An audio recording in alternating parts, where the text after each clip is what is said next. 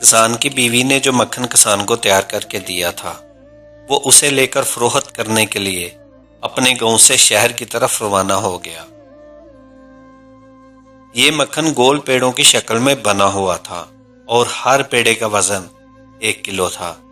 شہر میں کسان نے ایک مکھن کو حسب معمول ایک دکاندار کے ہاتھوں فروخت کیا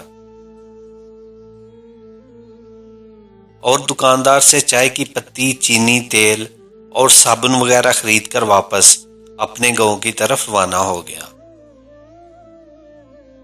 کسان کے جانے کے بعد دکاندار نے مکھن کو فریزر میں رکھنا شروع کیا۔ اسے خیال گزرا کیوں نہ ایک پیڑے کا وزن کیا جائے۔ وزن کرنے کے بعد پیڑا 900 گرام کا نکلا۔ حیرت و صدمے سے دکاندار نے سارے پیڑے ایک ایک کر کے تول ڈالے، مگر کسان کے لائے ہوئے سب پیڑوں کا وزن ایک جیسا اور 900 گرام ہی تھا۔ اگلے ہفتے کسان حسب سبق مکھن لے کر جیسے ہی دکاندار کے تھڑے پر چڑھا ہی دکاندار نے کسان کو چلاتے ہوئے کہا کہ وہ دفع ہو جائے۔ کسی بے ایمان اور دھوکے باز شخص سے کاروبار کرنا اس کا دستور نہیں ہے۔ 900 گرام مکھن کو پورا 1 کلو گرام کہہ کر بیچنے والے شخص کی وہ شکل دیکھنا بھی گوارا نہیں کرتا۔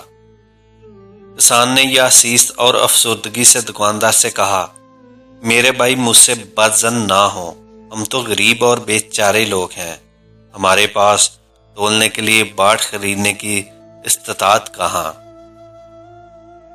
آپ سے جو 1 کلو چینی لے کر جاتا ہوں اسے ترازو کے ایک پلڑے میں رکھ کر دوسرے پلڑے میں اتنے وزن کا مکھن تول کر لے آتا ہوں۔